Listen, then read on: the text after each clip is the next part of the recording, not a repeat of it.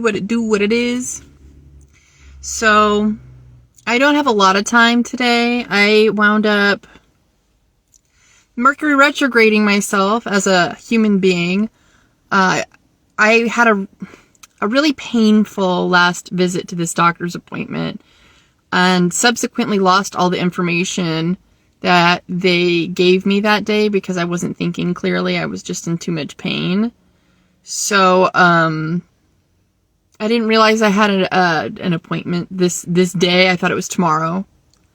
And I have a spray tan right after that. So I'm kind of crunched for time. So I'm trying to fit my recording in when I can, which is squeaking it in right before this appointment. But I wanted to talk a little bit about what it's like to be a Mercury retrograde person. Sometimes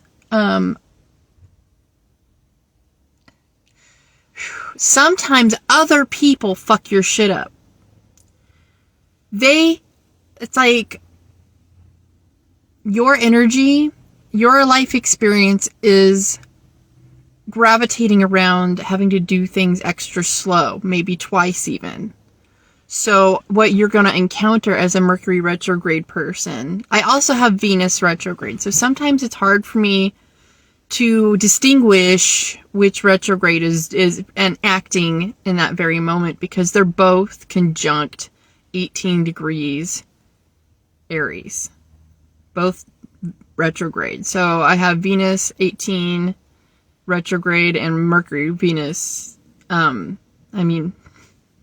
retrograde 18 degrees in Aries. So they don't behave like a typical Mercury or Venus in Aries type of energy. I'm much more introverted and much more careful with myself. I don't go headlong into like romantic crushes or anything. It usually takes a lot of time to develop something special about somebody. So it's slightly different. But as far as like Mercury retrograde, I'll go back to that. Other people have contributed to my paperwork being crazy so many times. Like when I first got married back in the day, nobody explained to me how name changes work. So I went into the Social Security office and put my new name on a Social Security card and walked around like that for basically 12 years. And then when I decided that I needed my name back, I tried to go through the process of, changing my name. And I went to court to do this. Along the way, I found out that I didn't need the court for the process at all. I just needed to use my original name that I accidentally had assumed an identity because I wasn't asked for the right identification or name change, proof of name change when I went to the Social Security office in the first place.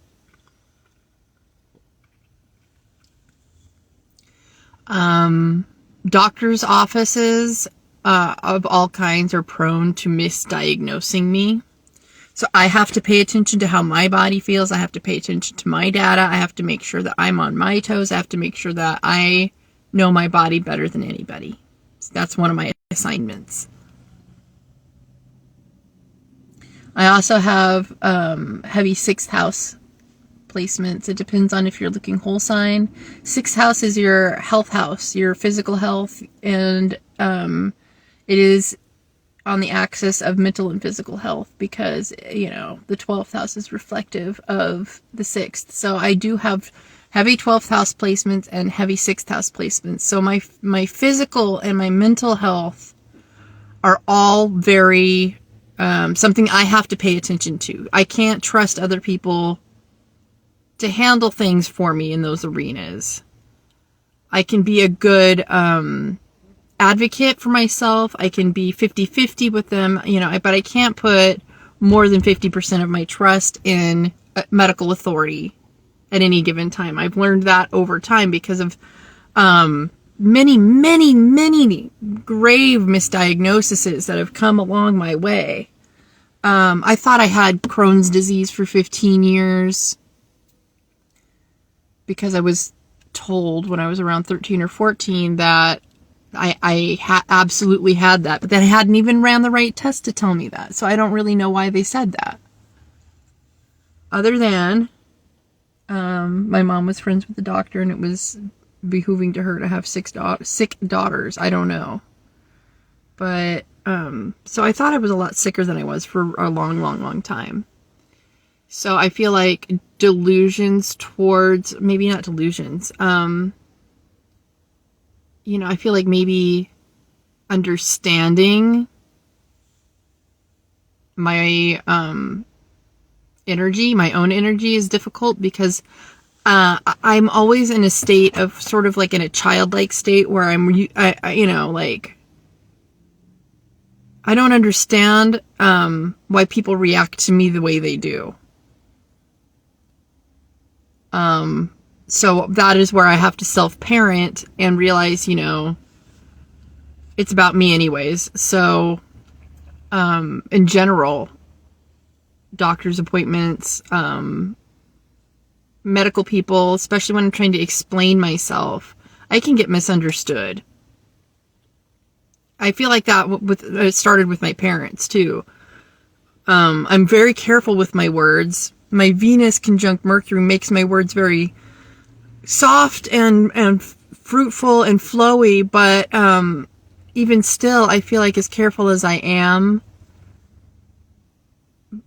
my energy is so large that I have a hard time understanding what the best way to handle it is.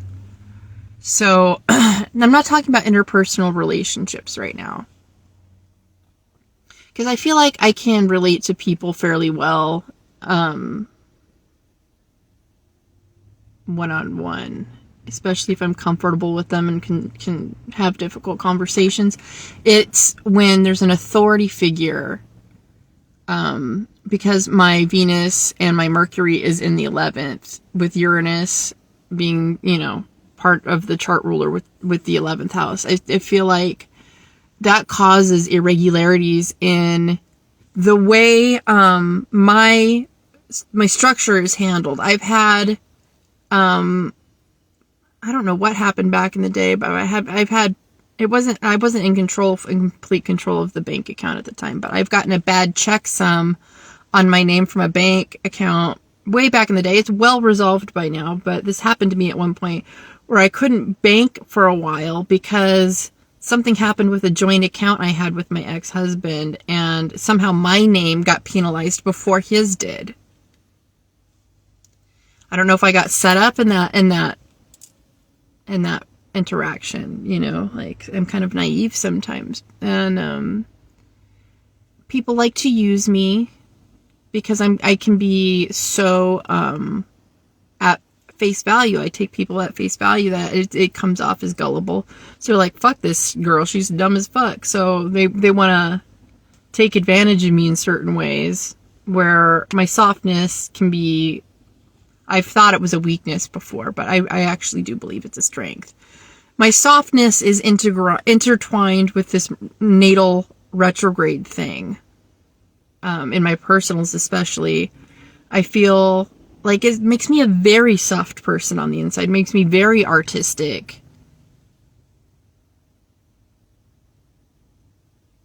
I need to look at the time. What time is it?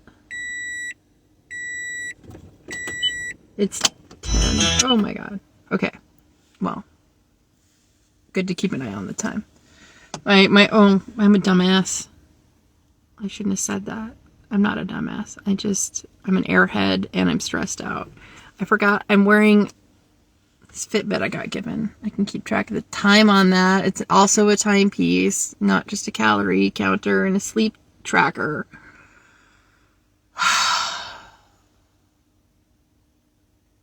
You're watching it happen live, folks.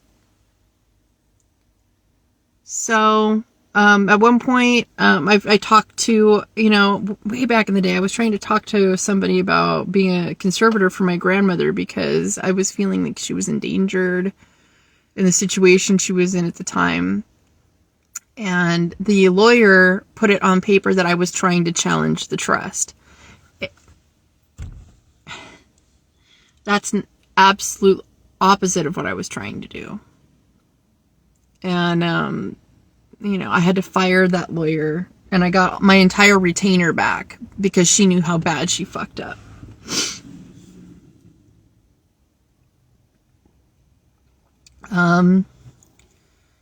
I've had really great things happen too, not just a fuck up. When I got this this gold tooth, when I got that put in, we paid all the bills for the whole root canal and the crown itself, which wasn't cheap. But when I got here to California, moving down from Seattle right after that, I got a check in the mail randomly from the University of Washington, where I got my tooth done, for the entire amount that whole procedure and the tooth cost, the actual crown. So it was like $4,000. I got $4,000 from the University of Washington that was meant to be for this tooth that is still in my head to this day. Basically, I got it for free. We paid in cash for all of the procedures, but something went wrong with the billing on their end, and it wasn't cleared 100%, so they couldn't actually take the money that they've been given for my procedure. So I actually got this gold tooth for free. It was like a gift from God. So that's a Mercury retrograde thing that's happened with the medical stuff. Sudden coming together, that's great. I hope I'm making sense with this. Basically, you can have the best intentions as a Mercury retrograde person, with authority, alignment, feeling centered, doing things A, B, C, D. But somebody will still put you in a place where you're having to do it backwards to the front. I accidentally got I was given a workshop masterclass for inner child work recently. And weird glitches are going on with joining that program completely. Like, all of the bugs are getting worked out on me and my email. It just happens to me all the time, where my presence seems to attract glitches to technology, Uranus, and otherwise, just clerical things. So I have to get used to the fact that I might have to write paperwork twice. I might have to do it again. But that doesn't mean I failed, right? That just means I have to do it twice. It's not a big deal. I don't know what is going on. I tried to sleep good last night. Like, this Fitbit is pulling my pants down, just because it's like, fuck, I didn't realize I wasn't sleeping good. I was going to bed at the same time every day, but I didn't realize my actual quality of sleep was fair, not good. So I actually got a good night's sleep last night, but I'm also getting well aware of certain other things that I need to be taking care of. And it's kind of conjuncting with this inner child stuff. So that's another way. This watch wasn't supposed to be I wasn't supposed to be getting this watch. Like, my best friend just happened to replace it with a different watch, and she gave it to me right at the same time as I got this workshop. So it's helping me understand how to take care of myself better, right as I'm understanding how I was neglected as a child. There are no mistakes, but even though that workshop is going backwards for me, I feel like it's getting to the point faster and helping me zoom through things mentally. I'm not really a crier because I'm so intellectual. I can intellectualize my emotions pretty well.